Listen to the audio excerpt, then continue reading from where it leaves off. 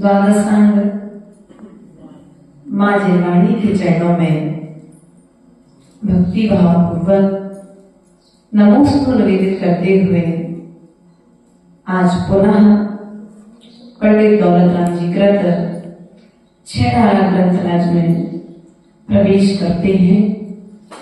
पूर्ण मनयोग के साथ में ग्रंथ को नमस्कार करते हैं और यही भावना करते हैं कि जो पंडित दौलत राम जी ने कहा है वही बात हम आपको समझा पाए।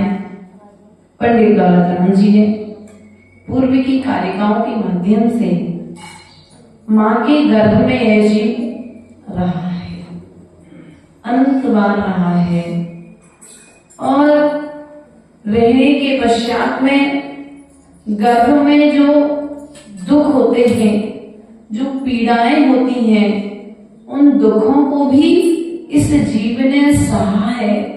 माँ का जूठा भोजन किया है, माँ ने खट्टा भोजन किया, माँ ने चरपरा भोजन किया, माँ ने तीखा भोजन किया, माँ ने मीठा भोजन किया।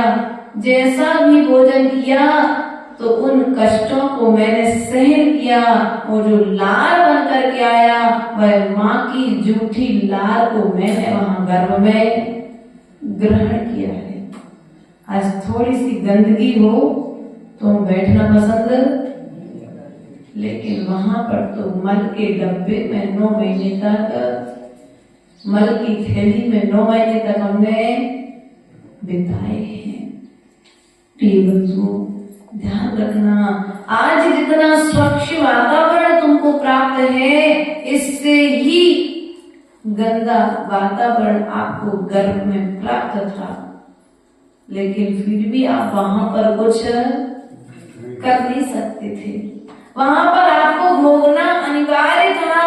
या तो आयु कर्म अपने आप समाप्त हो जाए, या माँ कोई त्रुटि करे तो आप उस गर्भ से बाहर निकल सकते हो, वरना अगर आप आए हो तो आपको वहां पर जन्म लेकर के 9 महीने के दुखों को भोग करके फिर आपको इस पृथ्वी तक पर जन्म लेने का मौका मिलेगा। प्रिय बंधु, ऐसे 9 माह तक हमने अंग सकोच करके वहां पर जीवन बिताए हैं और निकलते समय नाना तरह के दुखों को प्राप्त किया है। इसी क्रम को आज आगे बढ़ाते हुए पंडित दौलत राम जी कार्यक्रम नंबर 14 के माध्यम से कहते हैं, बालपने में ज्ञान न लयो, तरुणी समय तरुणी रहते रहो, अड्डि समय बूढ़ापनो, कैसे रूप लखे आपनो। अर्थात बालपने में ज्ञान न लयो। अर्थात क्या हुआ, जब मैं बच्चा था तो मुझे सम्यक ज्ञान नहीं था, हित अहित का विचार करने की शक्ति नहीं थी। अर्थात फिर भी मैंने अपने इस बाल अवस्था को अज्ञानता के कारण क्या कर दिया, व्यतीत कर दिया। काय में व्यतीत किया, खेल में, कूद में, आदि आदि तरह की व्यवस्थाओं में व्यतीत कर दिया। तरुणी समय तरुण रत रहो। अर्थात जब मैं युवा अवस्था को प्राप्त हुआ तो क्या हुआ, तरुणी अर्थात हमें एक सुंदर सी स्त्री मिल गई। उस स्त्री के साथ में रह करके मैं उसके साथ विषय भोगों में लीन हो गया। अब विषय भोगों में जब लीन हो गया तो परिवार का निर्माण हुआ, और जब परिवार का निर्माण हो गया तो मैं अपने निर्माण की यात्रा को भूल गया। इतना लीन हो गया उन इंद्रिय जन्य सुखों में, उन भोग विलास की चीजों में मैं इतना लीन हो गया कि स्वयं के स्वरूप को भूल गया। और स्वयं के स्वरूप को जब भूल गया तो मेरा जीवन उसी में व्यतीत हो गया। अर्ध मृतक सम बूढ़ापन। वृद्ध अवस्था को क्या बताया भैया, अर्ध मृतक। अर्ध मृतक अर्थात अधमरा व्यक्ति, ना तो वो पूर्ण रूप से जिंदा है और ना ही वो पूर्ण रूप से मरा हुआ है। ऐसे व्यक्ति की तरह अब करना भी चाहे तो धर्म नहीं कर सकते, क्योंकि हमने अपने शरीर से पहले ही इतना काम ले लिया है कि अब वो अंतिम समय में धर्म ज्ञान करने में सक्षम नहीं रह गया है। कैसे रूप लखे अपनो, अब मैं अपने स्वरूप को किस प्रकार से रखूं, किस प्रकार से देखूं। अब मैंने तीनों अवस्थाएं तो बर्बाद कर दी कि नहीं कर दी भैया, बचपना निकल गया है। अभी भी संभलने का मौका है, क्योंकि तीर्थंकरों ने जो 5 तीर्थंकर हुए हैं उन्होंने युवा अवस्था वालों के लिए मोक्ष मार्ग खोला है। और जो गृहस्थ तीर्थंकर हुए हैं अर्थात विवाह आदि करके जो तीर्थंकर हुए हैं उन्होंने गृहस्थ श्रावकों के लिए मोक्ष का मार्ग खोला है। ब्राह्मणी सुंदरी जैसी महान पुत्रियों ने बाल ब्रह्मचारी अर्थात जो युवा अवस्था को प्राप्त युवतियां हैं उनके लिए मोक्ष का मार्ग खोल दिया है। धन संपत्ति वालों के लिए चक्रवर्ती मनुष्यों का राजा हुआ करता है। उस चक्रवर्ती ने भी उदाहरण दे दिया कि देखो तुम भी मनुष्य हो और हम भी मनुष्य हैं। जब मैं संपत्ति को ठुकरा करके मोक्ष मार्ग की यात्रा तय कर सकता हूँ तो तुम भी मोक्ष मार्ग पर बढ़ करके आत्म साधना कर सकते हो। अर्थात धन को पाकर के भी धर्म ध्यान किया जा सकता है। अर्थात अब धर्म ध्यान कैसे किया जाए? तो धन जो आपको प्राप्त है उस धन में लीन नहीं होना। क्या नहीं होना? उस धन में लीन नहीं होना, क्योंकि यदि लीन हो जाओगे तो फिर विलीन हो जाओगे, और जब विलीन हो जाओगे तो तुमको कोई पहचान फिर नहीं पाएगा। इसलिए प्रिय बंधुओं, लीन नहीं होना है। बचपना निकल गया है, तरुणावस्था भी आपकी चल रही है, तो तरुणावस्था में करने योग्य जो कार्य हैं, पहले तो आचार्य भगवत कुंद स्वामी कहते हैं कि यदि साधु सबसे पहले उपदेश दे तो श्रावक के लिए मुनि बनने का उपदेश प्रदान करे। किसको उपदेश दे? मुनि बनने का उपदेश प्रदान करे कि मोक्ष मार्ग से श्रेष्ठ मार्ग कोई दूसरा मार्ग नहीं है। अब आप लोग से कहो कि भैया अपने बच्चियों को कम से कम तुमने दीक्षा नहीं ली, तो अपने बच्चियों को दीक्षा दिला दो। तो आप लोग कहते भैया इससे अच्छे तो हमें अपने बच्चे माता जी महाराज जी के पास भेजना ही नहीं है, क्योंकि जैसे तैसे तो एक या दो तो है ही, वो ही माता जी महाराज जी बन जाएंगे तो हम क्या करेंगे, है ना?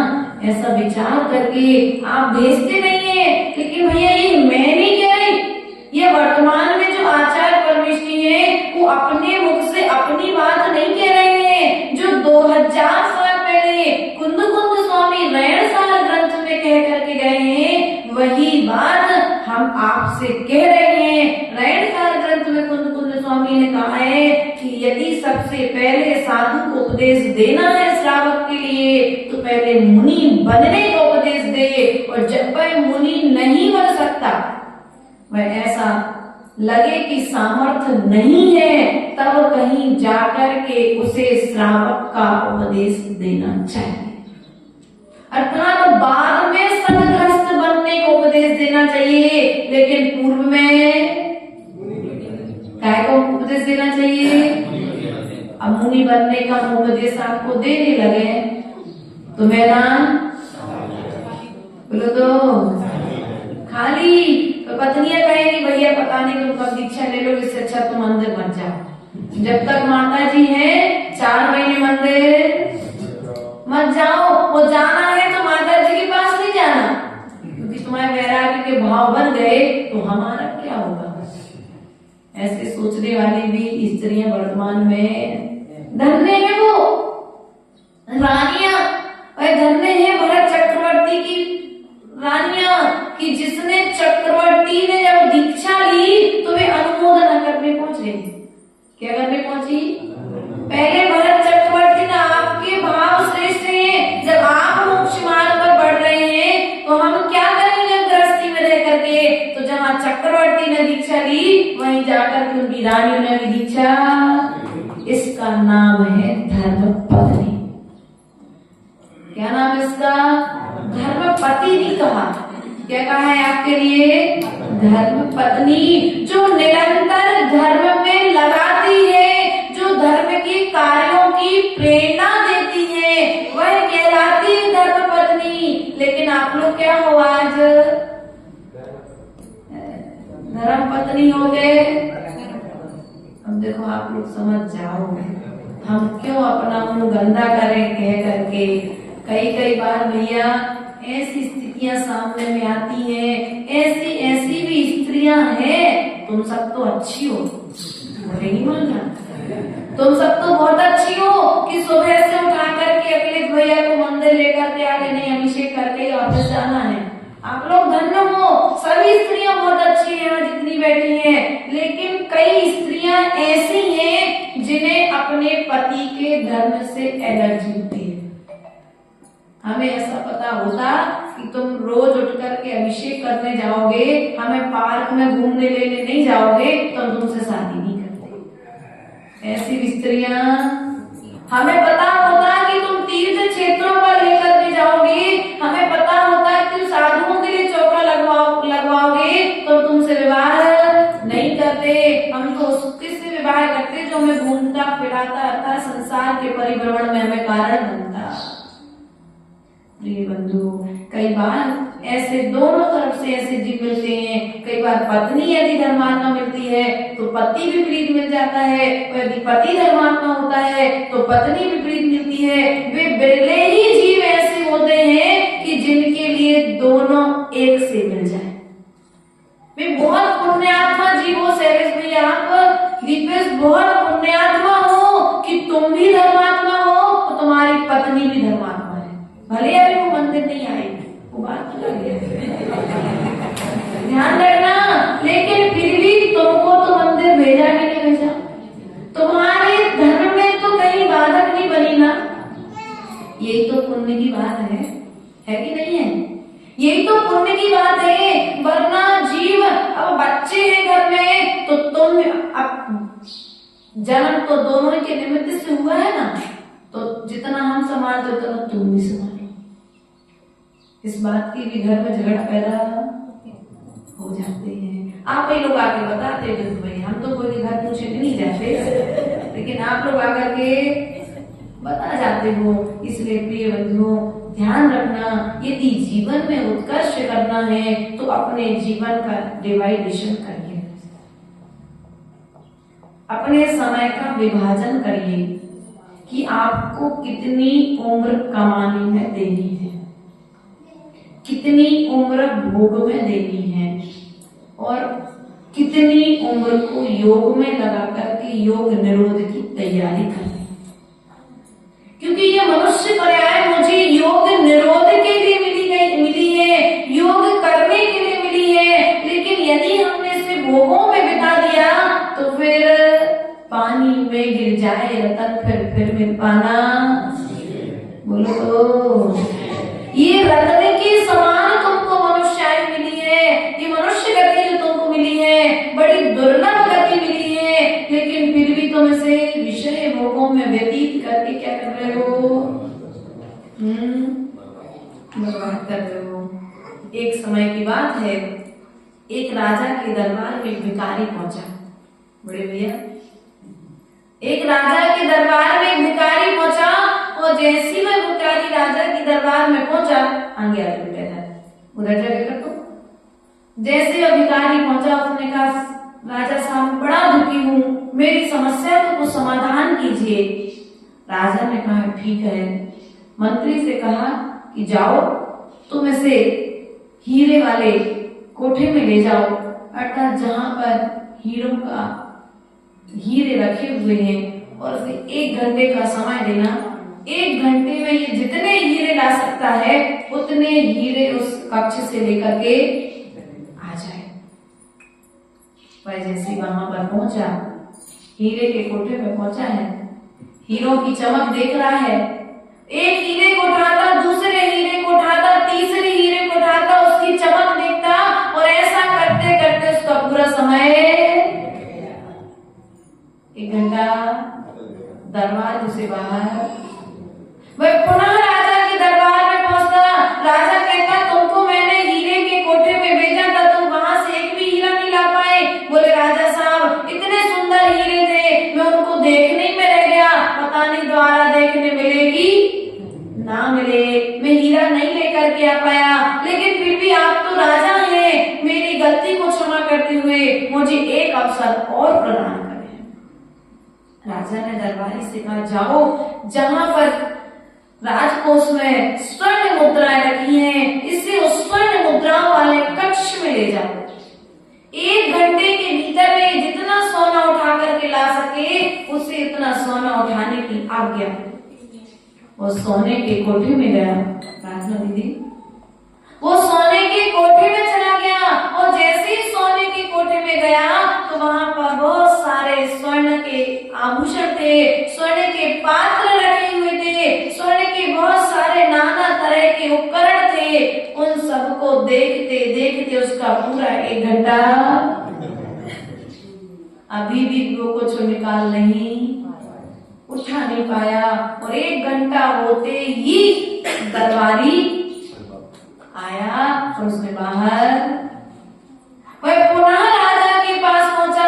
फिर राजा से बोला कि साहब मैं तो गया था, लेकिन मैं क्या करूं, आपके कोठे में इतने सुंदर सुंदर आभूषण थे,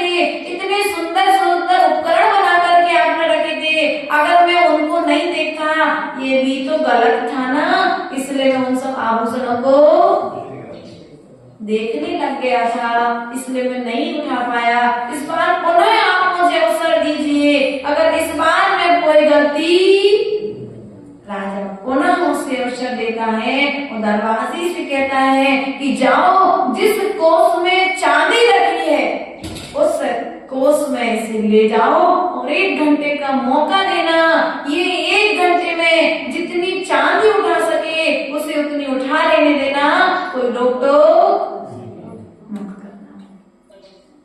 पुनः चांदी के कोठे में गया और जैसे ही चांदी के कोठे में गया, वो चांदी के आभूषण, चांदी की कटोरी, चांदी के गिलास, चांदी के थाल, चांदी में जो जो भी वस्तुएं वहां पर बनी थी, रखी थी, उन सब वस्तुओं को देखने में लीन हो गया।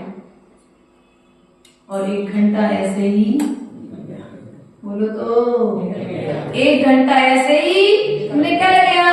दरबारी आया, उसे बाहर कर दिया और फिर बस पुनः राजा के पास पहुंचा, राजा से दरखास्त की। राजा ने कहा ठीक है, इस बार पुनः उसे तांबे और पीतल का कोष जहां पर था वहां पर भेजा गया। वहां पर गया तो बढ़िया सोफा सेट लगे थे, पीतल के बने, बढ़िया राजगद्दियां वहां पर लगी हुई थी पीतल और तांबे के साथ में। क्या हुआ प्राची, ध्यान देना, वो वहां पर गया और बढ़िया उसने सोचा इतने सुंदर सुंदर सोफा सेट बने हैं, एक बार सो करके तो देख लूं। सो बढ़िया नींद लग गई और जैसे नींद लगी 1 घंटा अब बाहर, दरबारी ने बाहर निकाल दिया। बस ऐसी ही कुछ स्थिति हमारी है कि नहीं है। हीरे का व्यापार अर्थात हीरे के कोष में प्रवेश, ये मनुष्य पर्याय हीरे की तरह है। उसके पश्चात में देव पर्याय को सोने की तुलना दी है, त्रियंच पर्याय को चांदी की उपमा दी है और नरक आदि जो है ये तांबे और पीतल और लोहे की तरह है, जिनमें जाकर के हम क्या हो जाते हैं फिर। बोलो तो इन सब चकाचौंध को देख करके ये मनुष्य पर्याय मिली है, विषय भोगों को भोगने तो मिली है। एक बार भोग करके देख तो लो।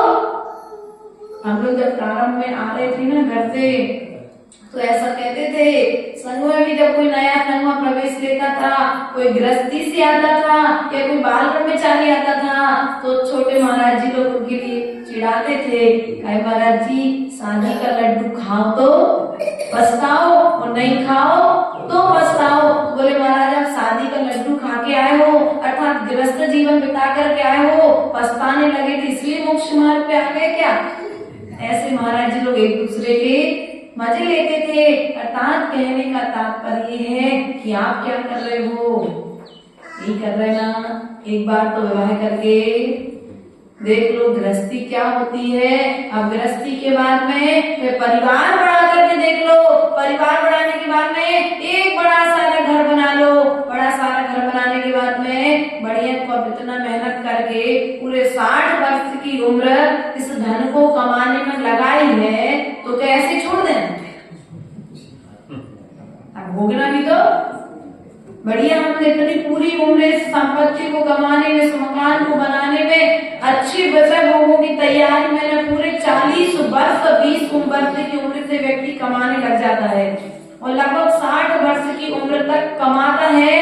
उसके बाद में अब उसके भोग की जिंदगी, अब मैं शांति से बैठ करके बोलो तो, अरे देखो तुम लोग की कहानी है, हम तो छोड़ के आ गए, अब क्या विचार करते हो, अब इतना कमाया है तो अब शांति से भोगेंगे।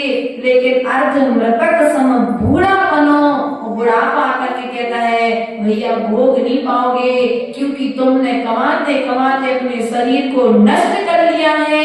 तो डॉक्टर आकर के कहेगा तुमने बड़ी अच्छी शक्कर, अच्छा मीठा बनाया घर में पत्नी ने, लेकिन डॉक्टर ने ऐसा कह दिया भैया तुमको डायबिटीज, शक्कर। अब जिन भोगों को तुमने कमाया है, क्या उन भोगों को भोग पाओगे, बोलो तो। नहीं भोग पाओगे। तन पर एक फोड़ा हो गया, तुमने बहुत सुंदर सुंदर कपड़े बनवाए थे, नाना तरह की बीमारियां हो गई, तो क्या उन वस्त्रों को पहन पाओगे? डॉक्टर कहेगा भैया शुद्ध खादी के कपड़े पहन करके रहना, वरना आपका ये रोग और आगे बढ़ जाएगा।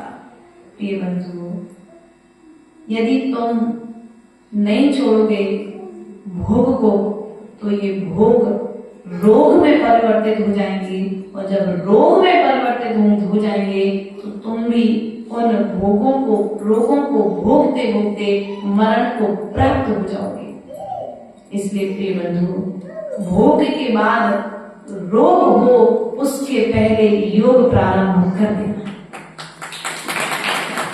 क्योंकि हम रोग का इंतजार करते हैं, आमंत्रण देते हैं रोगों के लिए, और फिर रोगों को भोग करके बिलक बिलक करके रो करके मर करके अपनी जिंदगी समाप्त नहीं।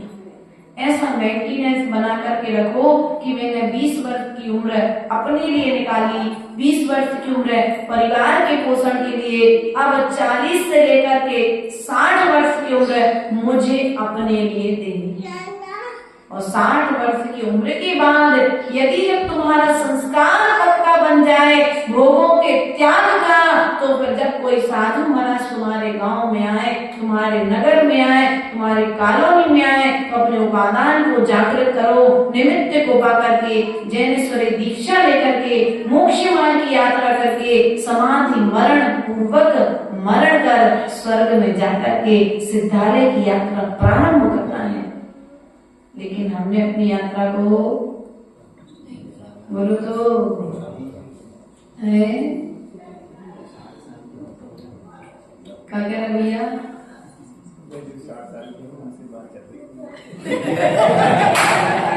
देखो जो 60 साल के हैं वे भी कर सकते हैं, जो 60 साल के नहीं है वे भी मोक्ष मार्ग की यात्रा प्रारंभ कर सकते हैं। देखो हमारे बीच में ममता दीदी विराजमान हैं, वे भी गृहस्थ हैं। 34 साल की उम्र में जिन्होंने तीर्थंकर भगवान के माता पिता बनने का सौभाग्य प्राप्त कर लिया। आचार्य गोविंद विद्यासागर महाराज जी ने डोंगरगांव में पंचकलण कराया 2016 में। ठीक है, भोग की उम्र थी, उसे योग में परिवर्तित कर दिया। उस भोगी की उम्र में एक बालिका को जन्म देकर के ब्रह्मचर्य व्रत धारण कर दिया, और अब उसके पश्चात में 10 साल गृहस्थी में रहने के पश्चात में 44 वर्ष की उम्र में आज हमारे पास 2 साल से लगभग संग में, तो भोग के साथ योग की साधना भी प्रारंभ। स्वयं की आत्मा के प्रदेशों ने जब संकेत दिया, विशुद्धि जब भीतर में जागृत हुई, तब कहीं जाकर के शुभ भावनाओं का उदय हुआ, और जब सब शुभ भावनाओं का उदय हुआ तो उन्हें फलीभूत करने का विचार किया। वो कल का पावन दिवस आप सबके बीच में आया। आप सब तो भगवान को निर्माण लाड़ू चढ़ा रहे थे, और दीदी जी ने कल 7 प्रतिमा के व्रत और सफेद साड़ी पहनने का नियम दिया। निर्माण की तैयारी ये होती है।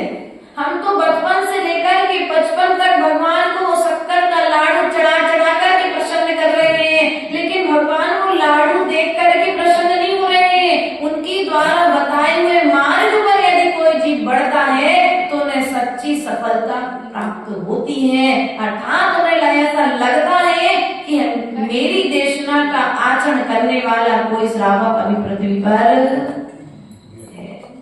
इसलिए प्रिय बंधु, प्रयास और पुरुषार्थ करिए। वह छोटी सी अक्षरा 14 साल की उम्र में मोक्ष मार्ग पर बढ़ गई। हमारे बीच में मंजू दादी हैं, 70 साल की हैं। तो देखो बचपन वाला भी है, बीच वाला भी है, और लास्ट वाला उदाहरण तुम्हारे सामने है कि नहीं है? इसलिए प्रयास और पुरुषार्थ करना चाहिए। जब जागो तब वैराग के भाव आ जाए, उस समय वैराग को धारण कर लो। क्योंकि आचार्य भगवान कहते हैं जो वैराग है वह बस बिजली के समान है। किसके समान है? बिजली देखी कड़कती आकाश में, बिजली चमकती है, कितनी देर चमकती है? बोलो तो कुछ सेकंड के लिए। अगर मान के चलो ऋचा भाभी से सैलेश भैया की लड़ाई हो जाए, है ना, उदाहरण समझना, तो सैलेश भैया आपको कैसा लगेगा? इससे अच्छे तो दीक्षा,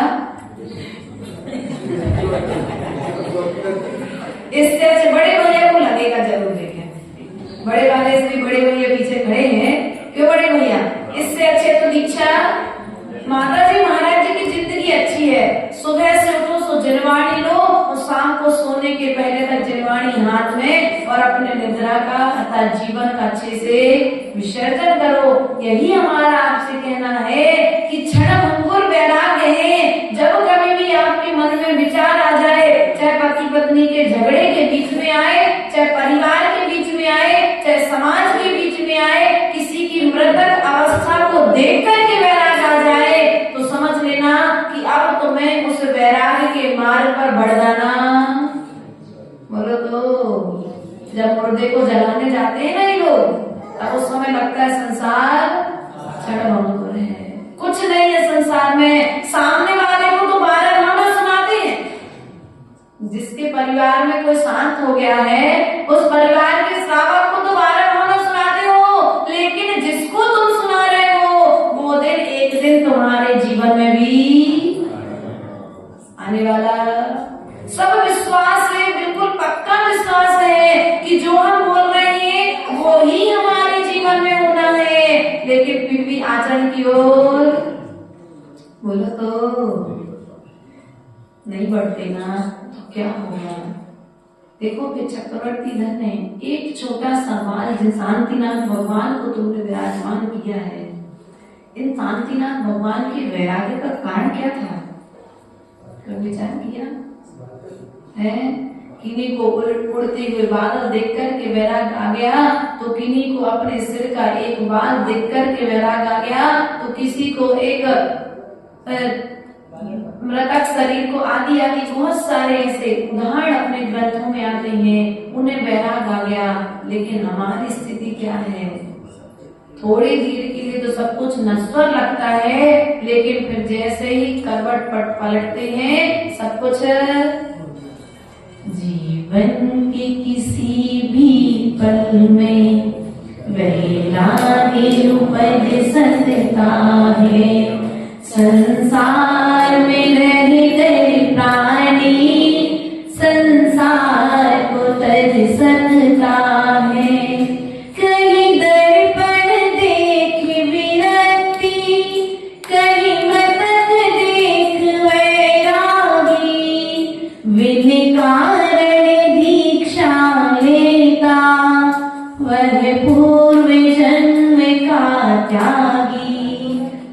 क्या बिन कारण दीक्षा लेने वाला जो जीव है वो कोई पूर्व जन्म का त्यागी है, बाकी तो सबको कोई ना कोई कारण बन जाता है। किसी को दर्पण देखकर के वैराग आया, तो किसी को शरीर की नश्वरता को देखकर के वैराग आया, लेकिन वे बड़े पुण्यात्मा जीव हैं जिनको कोई कारण नहीं मिला, लेकिन फिर भी मोक्ष मार्ग की यात्रा प्रारंभ कर दी।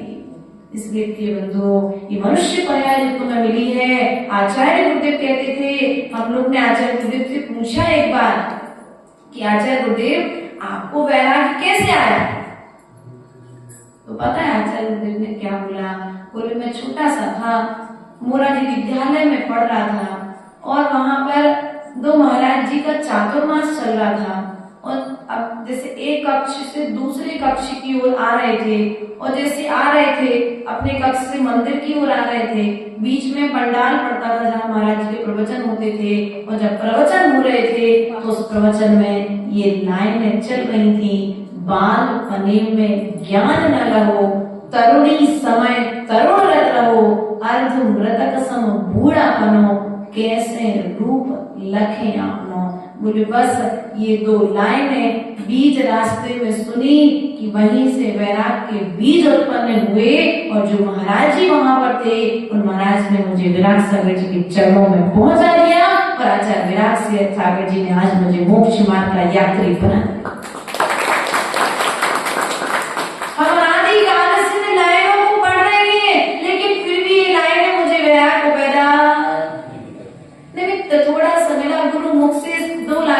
विवक्षा की 2 शब्द सुन लिए, मोक्ष मार्ग की यात्रा। आज लगभग दीक्षित 40 शिष्य हैं, वर्तमान में आचार्य को देखते और स्वयं निर्विकल्प होकर के मोक्ष मार्ग की साधना। महान है, कोई पूर्व जन्म का पुण्य लेकर के आए, जभी तो निर्ग्रंथ अरिहंत का पद अर्थात अरिहंत की मुद्रा उनके लिए प्राप्त हुई है। तो प्रिय बंधुओं, प्रयास और पुरुषार्थ हमारे लिए करना है कि हमारी जो यात्रा है मात्र संसार के विषय भोगों को भोगते भोगते समाप्त ना हो जाए। मदालसा का नाम सुना है? मदालसा आप लोग वो नहीं कह रहे, जो आप नाम ले रहे हैं वो नाम नहीं कह रहे। अपने जैन शास्त्रों में एक मदालसा नाम से माँ आती है, जिसने 8 पुत्रों को जन्म दिया, लेकिन जन्म देते समय जैसे ही उसके गर्भ में बच्चे आते थे, वो बच्चे को गर्भ से ही संस्कार देती थी कि बेटा तुम्हें निर्ग्रंथ मुद्रा को धारण करना है, तुम्हें अरहंतों के पद चिन्हों पर चलना है, तुम्हें जिन शासन की प्रभावना करना है, आदि आदि तरीके से जिन शासन की प्रभावना के लिए अपने बच्चे को गर्भ में ही संबोधन का जल देती थी। कौन सा जल देती थी? जिनवाणी का जल प्रदान करती थी, अपने मुख से जिनवाणी सुनाती रहती थी। और जैसे ही वह बच्चा बालक पृथ्वी तल पर जन्म लेता था, जन्म के बाद जैसे ही युवावस्था को प्राप्त होता था, मुनि दीक्षा लेकर के वन को ऐसा करते करते 7 पुत्रों ने मुनि दीक्षा ले ली। कितने पुत्रों ने ले ली?